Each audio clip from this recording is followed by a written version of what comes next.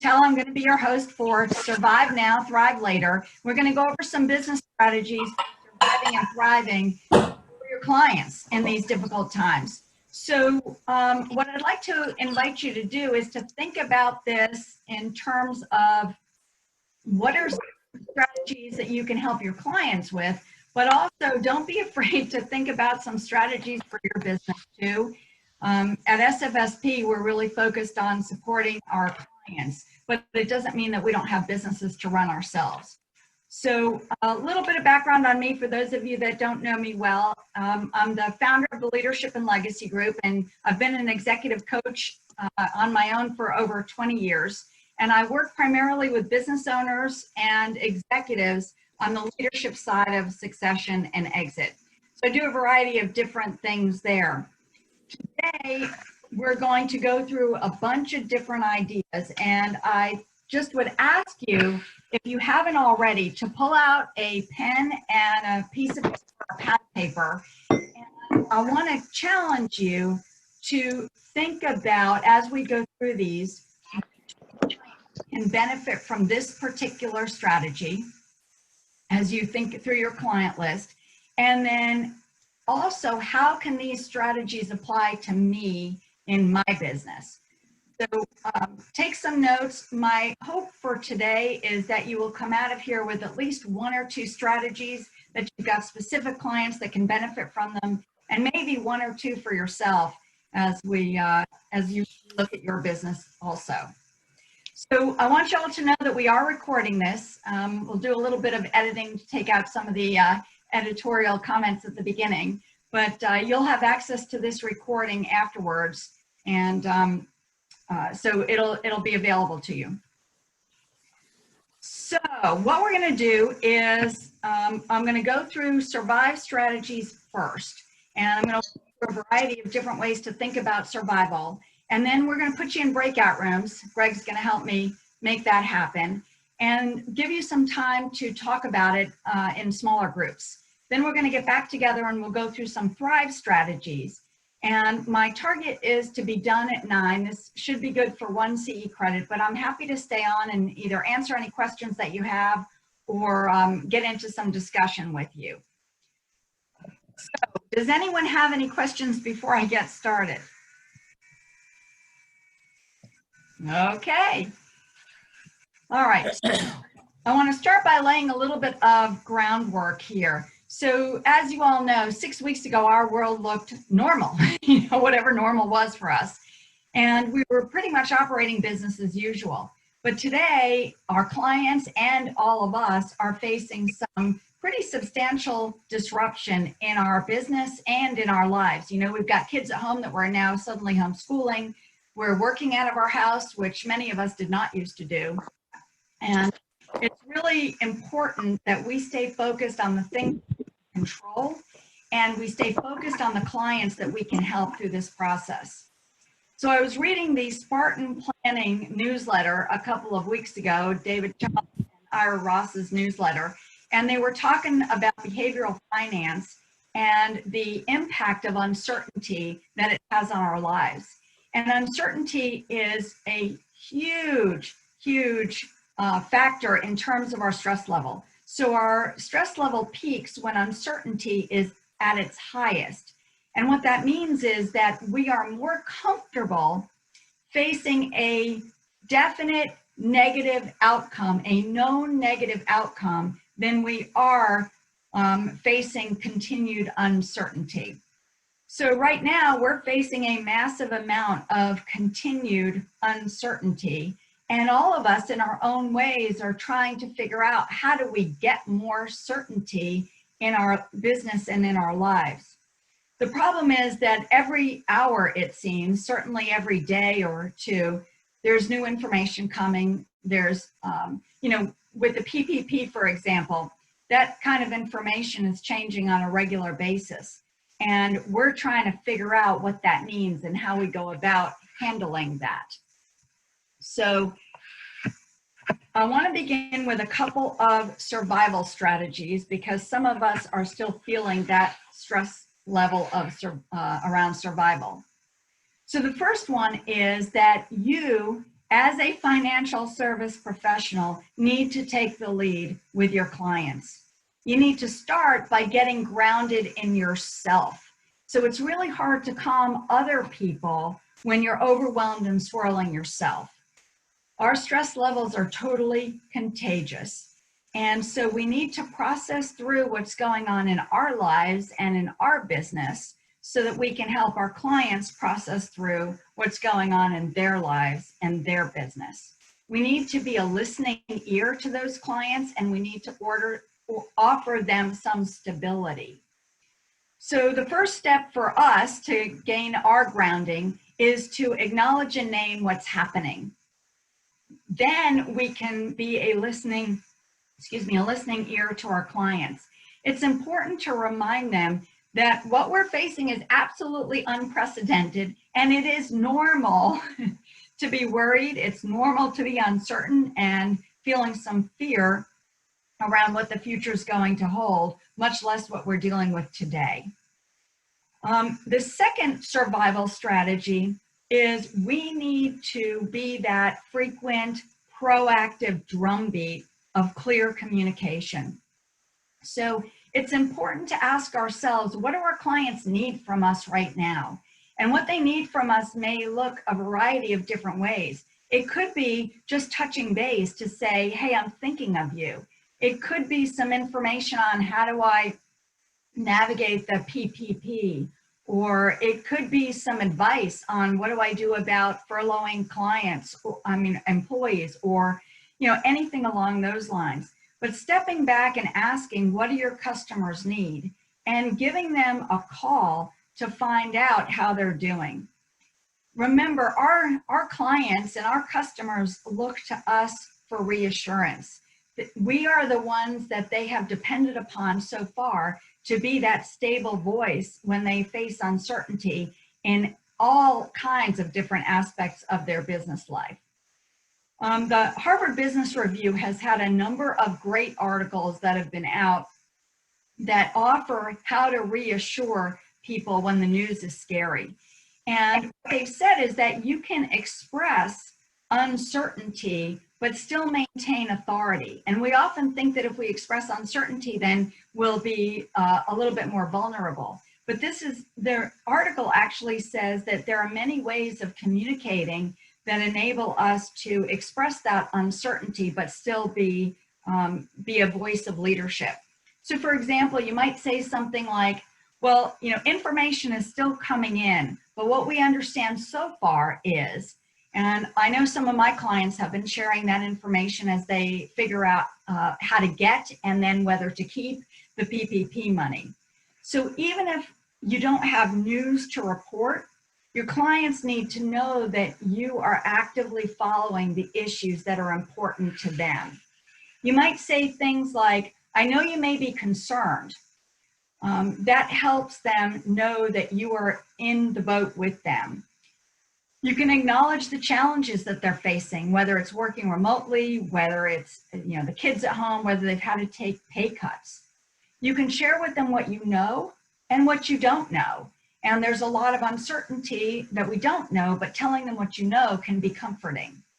You can share how you can support them during this challenging time and what you need from them now. You can, those could be anything from tangible action steps that they need to take for you to support them, such as getting signatures or approvals, or it may be some information that you need to have a conversation with them about their financial situation. It's also valuable at times to remind our clients that they have faced, especially if we've worked with them for a while, that they have faced crises before. And sometimes when they're facing crises, we can forget that, we have strengths that help us get through this. So the thing to remember there is that if you don't communicate proactively to your clients, they're going to assume and fill in their own answers. So we do ourselves a disservice if we don't call them, if we don't reach out to them, if we don't be that reassuring voice, even if we don't have the answers. The third survival tip is do a cash analysis. Now, I'm sure all of you are very much aware that I am not a CPA, but we have a lot of really talented CPAs in SFSP. And so some of what I'm going to share is kind of what you do every day with your clients. But for those of you that are not thinking about these kinds of things every day, I want to throw a couple of ideas at you, and you may have some of your own ideas that you want to share as well that might be helpful for us. So the first one is help your clients assess their cash position. So if you're going to do a cash analysis, you need to understand what their cash position is and what their absolute bare bones cash requirements are. So how much runway do they have before they run out of cash? What cash will it take to meet their minimum needs? And then we'll start to look at some ways to get really creative about getting cash, legally, of course. So some of the options that I would offer to you include ways of adjusting their, bringing in additional cash faster. So we'll go through some examples of that in a little while, but I wanted to touch on that now. Leveraging their cash, leveraging their, let's start that over again. Looking at the stimulus package, of course, is one that I know most of your clients have already explored. So number 4 is leveraging their assets. So I like to start with an inventory of assets, and I think people underestimate the assets that they've got. We typically think about assets as space or equipment or materials, but I'd like to broaden that and think about assets as people and skills. And the first way to look at your assets and leverage them is to challenge everything that they are doing, asking what adds value now, what does not add value now, is it critical foundation work for the future? And if it's not, then can you eliminate it?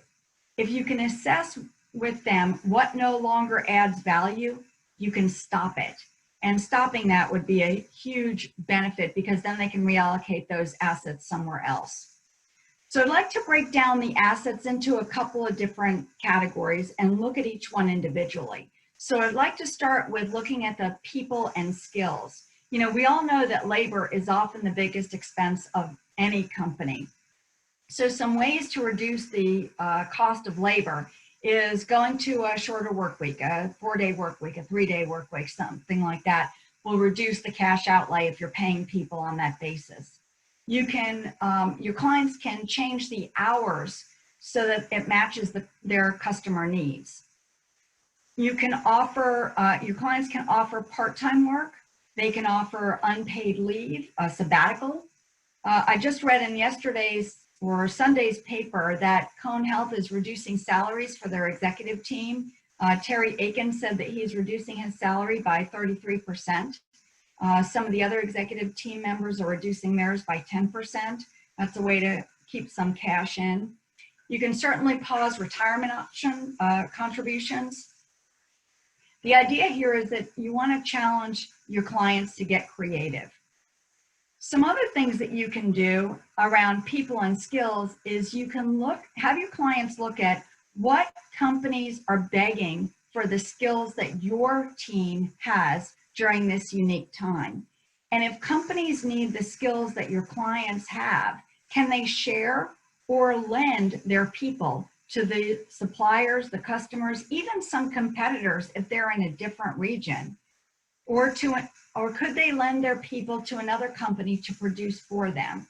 So an example, it's a simple example, but it could be, restaurants today are doing a lot of takeout service, those that are open and offering that. Could a restaurant that now operates, just dinners, could they go to a 24/7 service and put other restaurants' employees on staff to produce for them, to cook for them, to package the takeout for them? Obviously there'd have to be enough need on those second and third shifts to be able to make it worthwhile. But could you put your client's staff on a shift at another company that could use it because they're running full out? Can your clients redistribute the work and reallocate their resources to sell? I've got a client right now who is slow on production, and they're reallocating some of their production people who have the skills to get out there and sell. And that's working surprisingly well for them. They're getting some meetings and they're starting to get some traction on some new business there. Can they take a look at reallocating their resources by project and reduce staff where there aren't any particular projects going on right now? Can they reallocate their people based on which skills are harder to find? So you keep your folks that have hard skills to replace, but you furlough or lay off those that are easier to find and easier to train. So those are some examples around people and skills. Let's take a look at equipment and materials. So if a company that you work with is producing now and needs more capacity, one of the things that we used to do at Procter & Gamble is we would take our manufacturing folks, if we had excess capacity, and we would send them to our suppliers, and they would work at the supplier manufacturing facility, making the products for us. If one of your clients is slow and they have the excess capacity, can they bring in another company to use and produce on their equipment?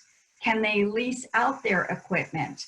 Can they think about who could produce more if they could have access to your client's equipment? It's good for the equipment, it keeps it running, and it's good for both businesses because they get some production and some revenue out of it. Other ideas might be, can they sell any equipment that they're no longer using or haven't used in years? They can look at their material supply and maybe sell off some inventory. I've got a client who's selling off inventory right now, and I have another client who has talked to their supplier, and the supplier is willing to buy back the raw materials that they've shipped to them. It's at a reduced cost, but they've decided that it's worth it. Can you help your clients slow their payments to their vendors, renegotiate their payment terms? Can they renegotiate the delivery rates or the cost of delivery? Can they renegotiate lease payments and maybe get an extension on it? Can they sell or donate their inventory? I read an article not long ago about college labs that are obviously out of session right now. The students aren't using the labs. So they either gave or sold their face masks to the hospitals. And those were in obviously great demand, so they were very valuable. Can your clients stop ordering inventory or repurpose their inventory? You've probably seen many examples already of companies that are reusing or repurposing their fabrics for masks. Or if you've read about Fainting Goat, which is the distillery in downtown Greensboro, they're repurposing their alcohol for hand sanitizer that they're giving away for free. Could your clients go just in time and rethink their supply chain and materials delivery? You know, today, just in time is much easier to imagine than it would have been, 20, 30 years ago. We can also look at assets such as space. So could you lend your space to a company and get paid for it? One of the examples that you've probably seen is hotels that are quite empty right now, if not closed, could either be, right now in Greensboro, they are housing homeless people. They are also potentially a place where you could become a temporary hospital. You've got individual rooms. It may not be the best option, but it's, a potential. If restaurants have kitchens, could they turn those into a volunteer kitchen for preparing food for emergency and healthcare workers? Could your clients reduce their floor space and save inventory and operating costs? So those are a variety of different ideas and possibilities. The next survival tip is, can you help them get paid faster? And this is what I was alluding to earlier. I wanted to go through some examples of things that many of you are probably doing with your clients already. The idea here is that you collect as much as you can for your clients as fast as you can, and start now if you haven't started already. So examples of this that you're probably very familiar with are, can you issue invoices more quickly? The faster you invoice them, theoretically, the faster they get paid. That's a theoretically. Can you consider adding credit or debit card processing for them so they get their money faster? Can you help them figure out how to incent early payments? Can you help them figure out how to get a bigger deposit up front, selling a little bit differently? Can you arrange for them to get shorter payment terms with some of their current customers? Can you help them consolidate loans and get a better interest rate out of them? Another option that is probably worth some consideration for some of your clients is asking if it's worth considering outside investors. Not a right fit for everybody, but it could be for your clients. And the last survival tip is, can you consider other resources that your clients can pull in to help them drive revenue? So for example, I've got a client that had a salesperson that was good, and the salesperson left to find another job, or to take another job. Well, now that salesperson is out of work. Can you bring them back? That's what a client did, is bring them back to say, hey, could you sell for us on a commission-only basis? They're out of work, you need sales, they know your business. Can you enroll them in that process with you? So there are a variety of survival tips.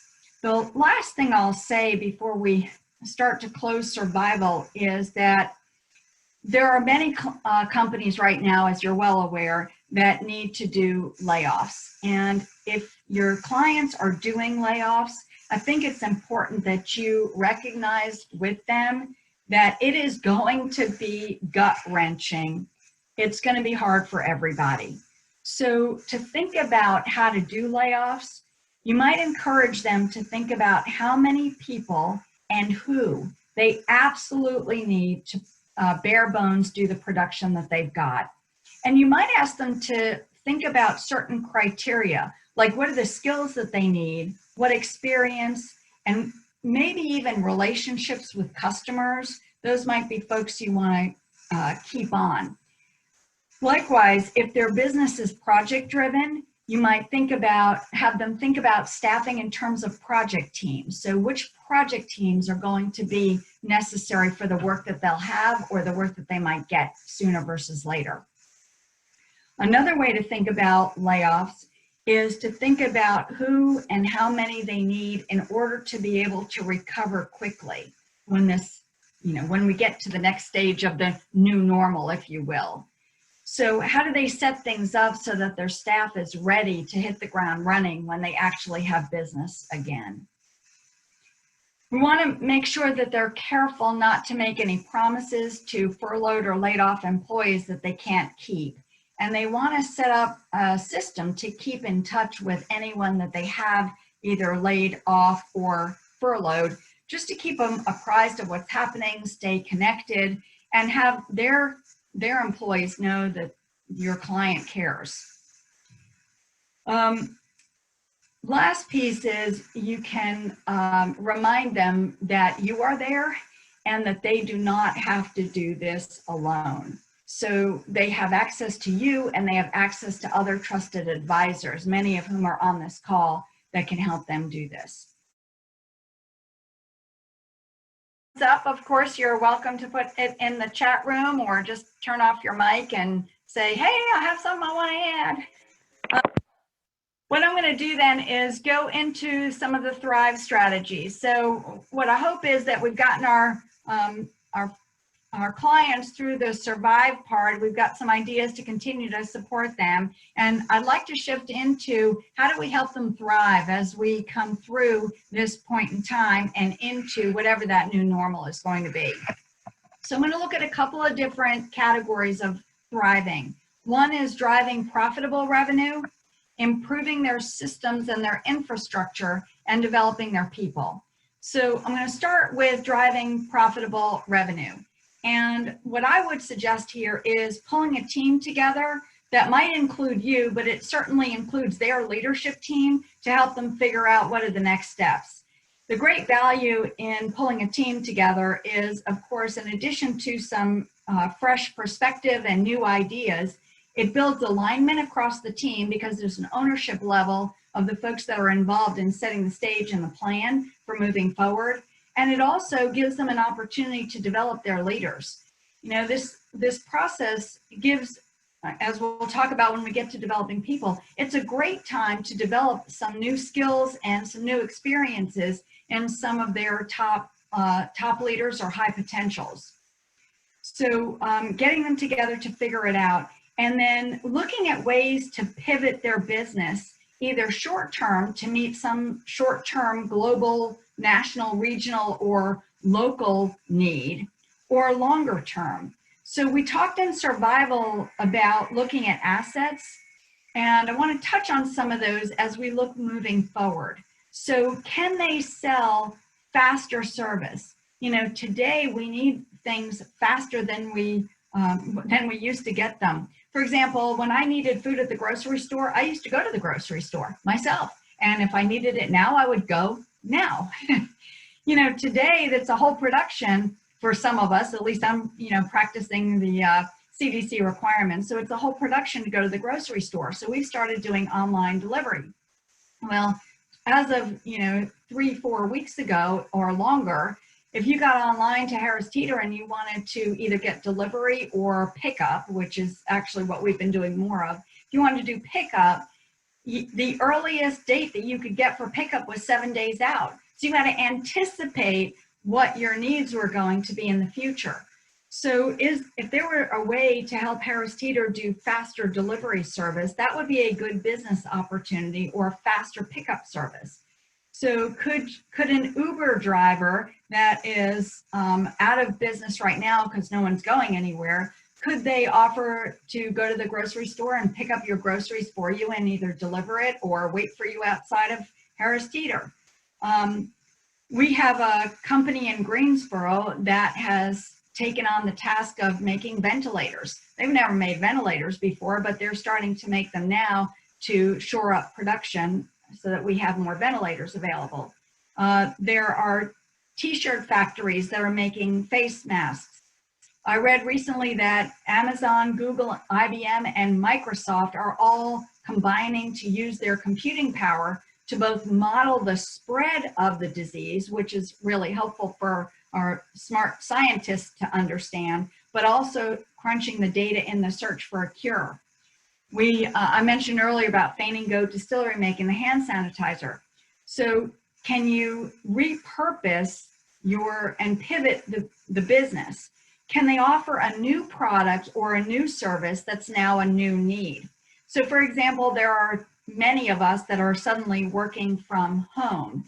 And I'm working on a program for, well, how do you network when you're not able to go to an event or to have coffee at, Starbucks or something like that? I was online a number of weeks ago, and Apple Rock Advertising and Display was selling logoed Zoom backdrops. So instead of using the backdrop that you can get on Zoom, you can buy your own that's got your logo on it. That's a new need that I don't think existed for most of us not long ago. In addition, because most of us are stuck at home for long periods of time, what about a surprise subscription model?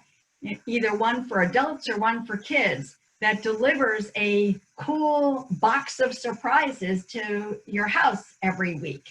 You know, it gives you something to look forward to, but you don't know what's going to be inside. And so isn't that an exciting thing? We have a need for up-to-date news about what's going on with the coronavirus. And it's overwhelming how much news is out there, but how do we get what we need pretty quickly? For me personally, I found that the New York Times is offering a limited time digital subscription, and I can sign up for the things that I want. We talked about delivery, so could trucking companies help out? Other things to think about are, can they message or market their product or service differently during this crisis? Now, I know that none of us are marketing or branding experts. I know that Spartan Planning has Spartan Branding as a side business, or as a second business. And so, you could tap in certainly to those resources.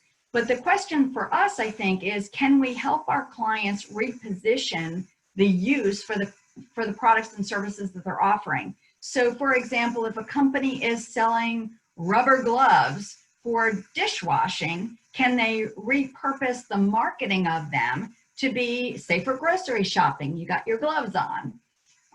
Can they partner with another business to market their business better? So for example, if your ideal target market for your customers eats a lot of high-end food, like maybe they're members of Starmount Country Club, and you could form a partnership with them, and your client drops their flyer in the takeout bags for everything that Starmount is doing for takeout service. So it gets the brand out there to the target market that they want to be in front of.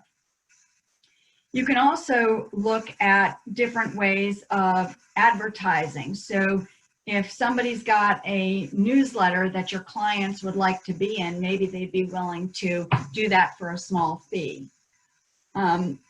Can they market differently without being tone deaf, which you have to be really careful about, and take advantage of the fact that we are social distancing and we are sheltering in place? So other questions might be, are there new ways to deliver their service or product? Could they go virtual or digital? One of the things that struck me when I read the paper, this is going back about 5 or 6 weeks now, Randolph County's library system decided to do video and book pickup. They wanted their constituents to still be able to read and watch videos since they're home so much. So you call in your order and they have the delivery ready for you. We know that schools and universities have all gone online. Are there ways that your customers or clients can move into a service in this format? Can they develop an online subscription platform for content that would be valuable? Can you help your clients help their customers establish new habits or routines? So one of the ideas that I thought about that I might love, back when I was in, right after I had left Procter & Gamble and right before I left Procter & Gamble, so this is going back over 20 years, we had friends that we went to dinner with every single Friday night. They would pick us up at our house at 6:45 and we'd go to a Sahi restaurant for dinner. And we would have to actually call them and say, don't pick us up, we're going out of town. So we got in this sort of salivating habit that every Friday at about 5 o'clock, we'd start thinking about sushi. Well, I think lots of us eat habitually. When I've talked to personal trainers that help you figure out how to be a healthier eater and you do your diary, they say that we all have, a handful of sort of go-to meals that we have most of the time. Well, if a restaurant, for example, or any of your clients' businesses can get their customers sort of in the habit of a particular service at a particular time. Like what if Asahi started offering, Friday, you could get pickup or delivery to your house every Friday night.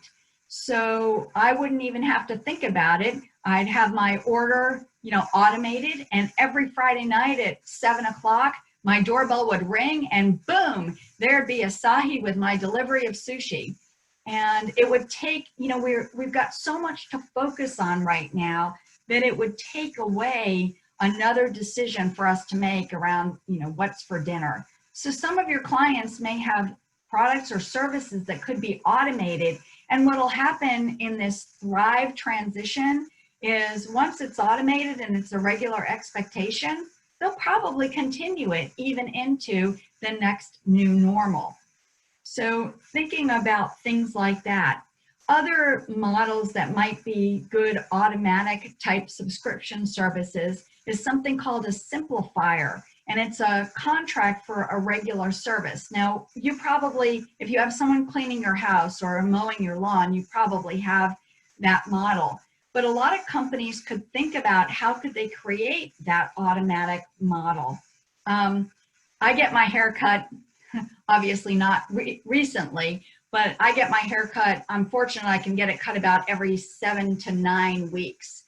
I would love to have an automated monthly or bi-monthly haircut appointment set up with my stylist. It would be nice not to have to think about that, but know it's going to be, you know, the second Thursday of the month at 4 o'clock every other month.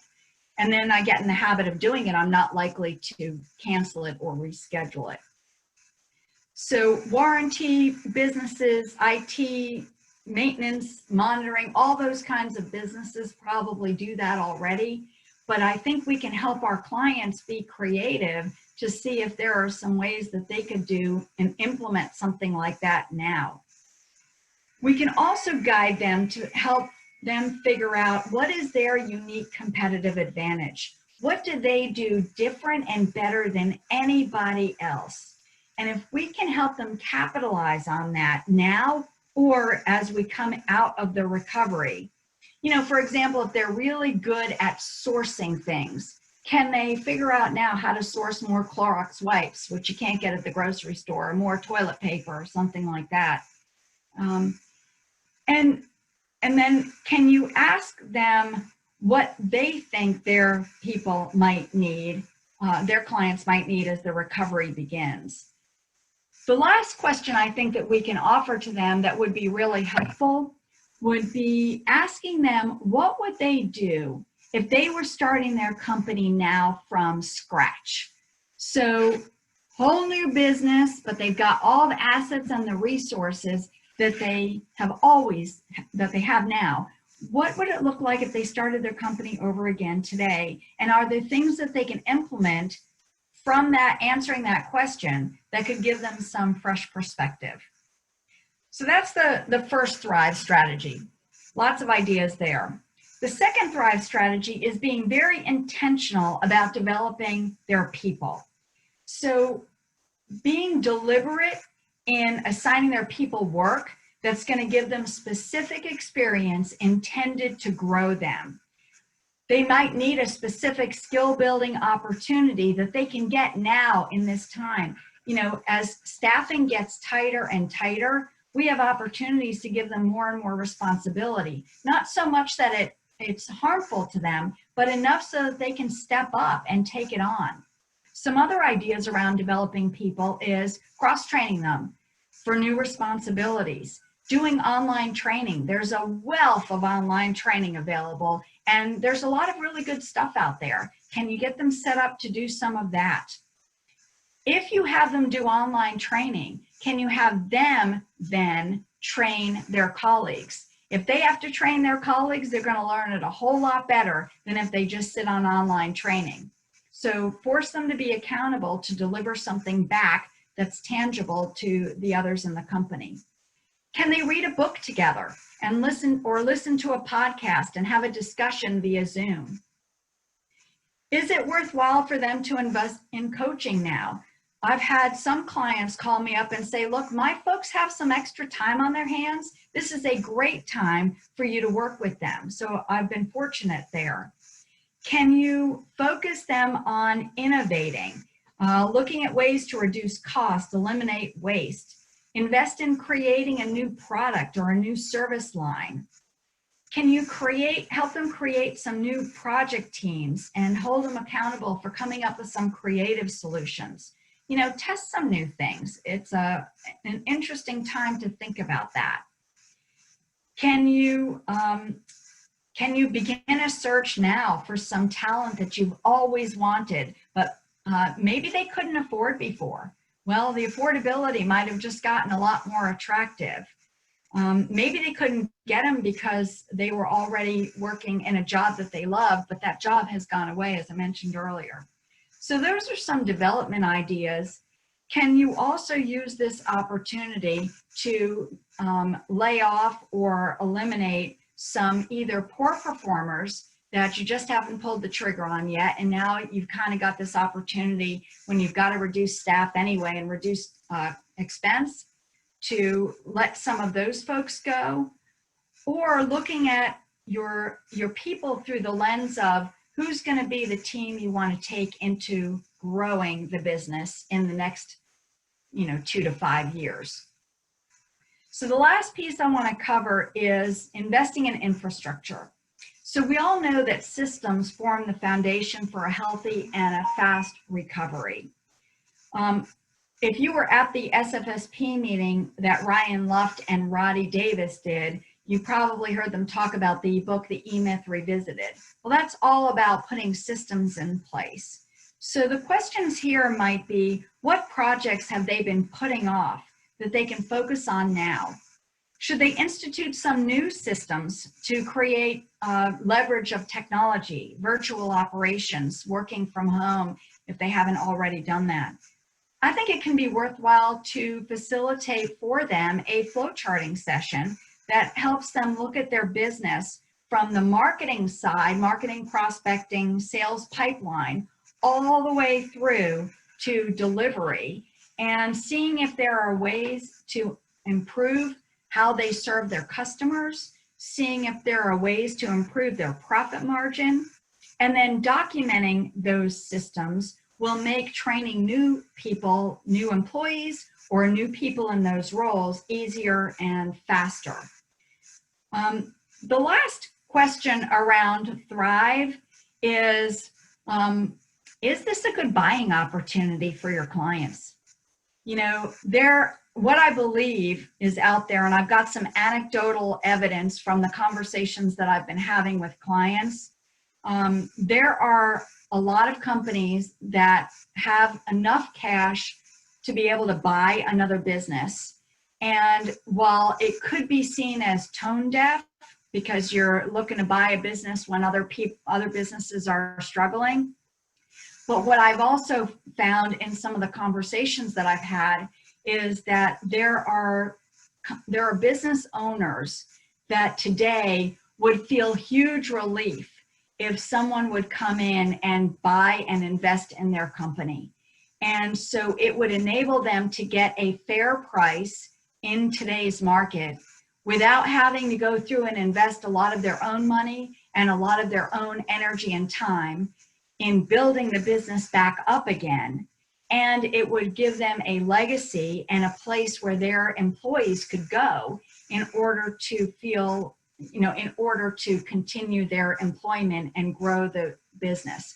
So while it may sound negative and opportunistic, I think that there are a lot of business owners out there that have already lived through 2000, 2001 recession, have already lived through 2008-9, and they're in their 60s and sometimes 70s or 80s now, and are thinking, I just don't have it in me to do this again.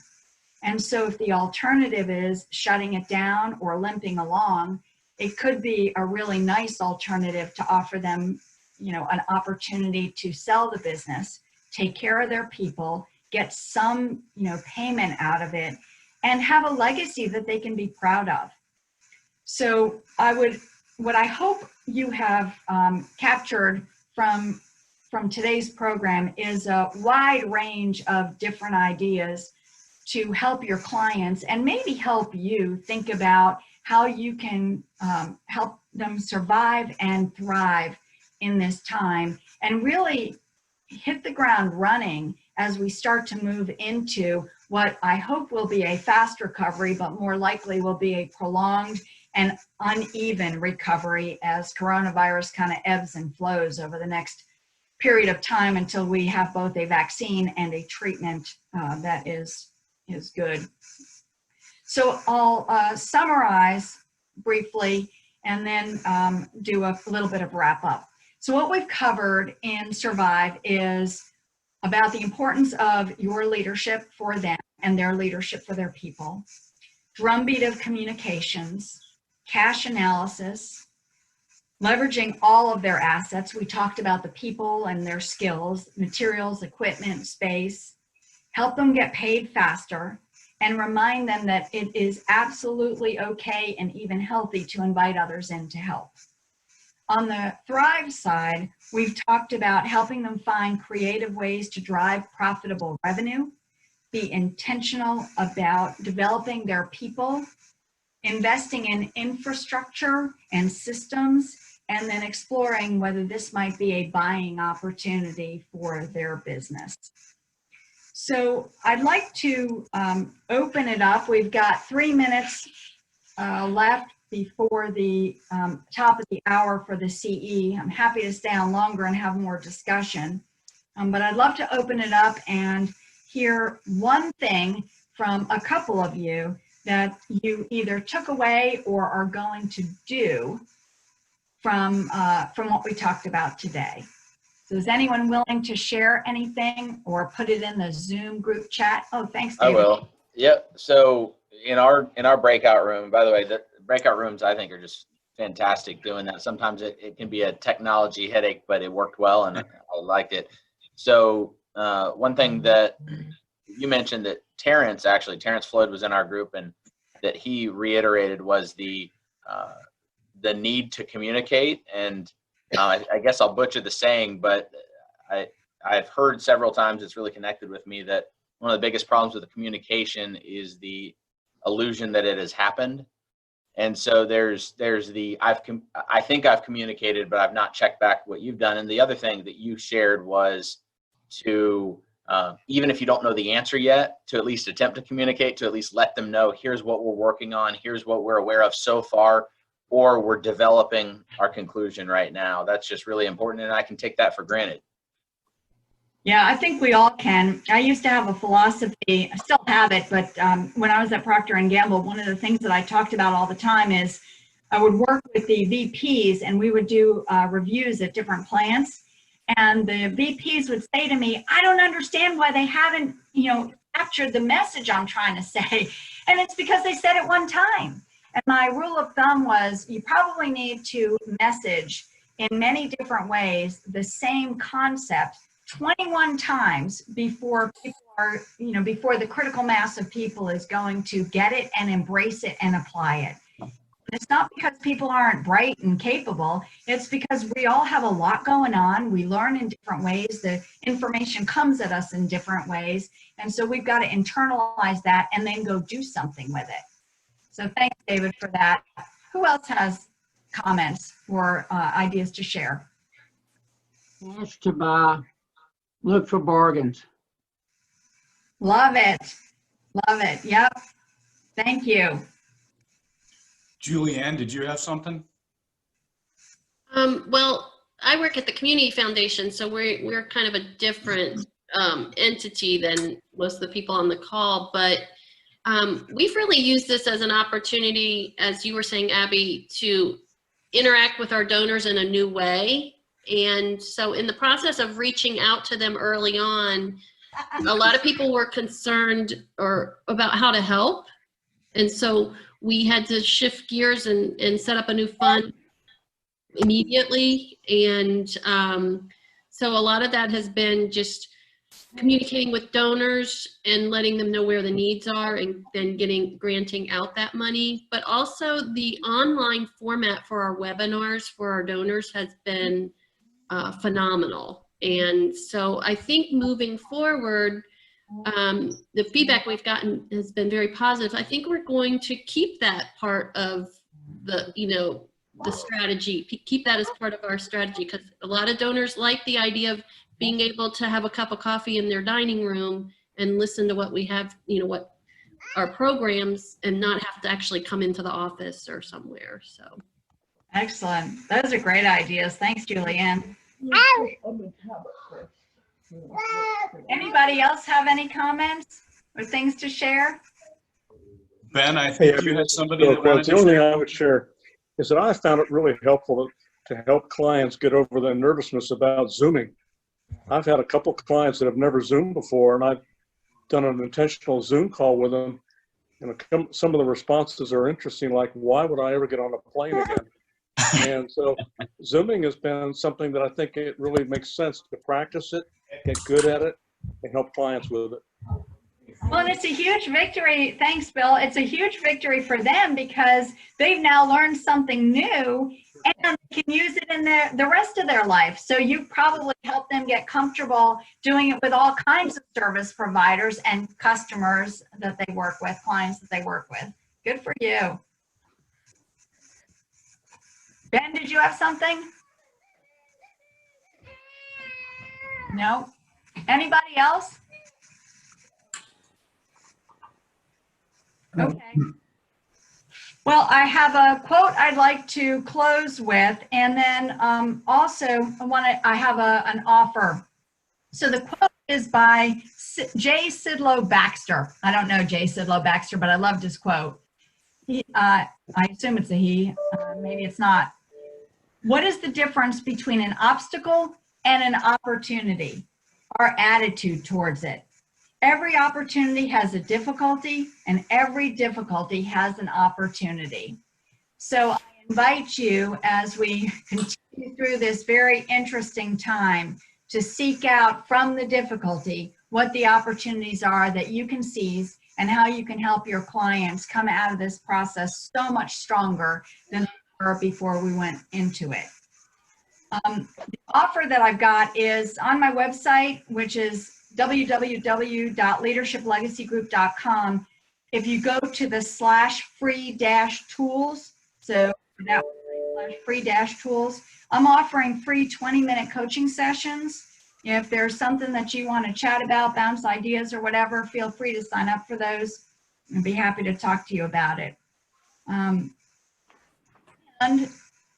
if there is nothing else, then we will close. And I thank you so much for being here with me today. I wish you lots of success. Be safe, be well, stay healthy. And I look forward to the time that we can all meet in person. Even if we're not going to shake hands, we can do a 6-foot wave in person. So thank you all.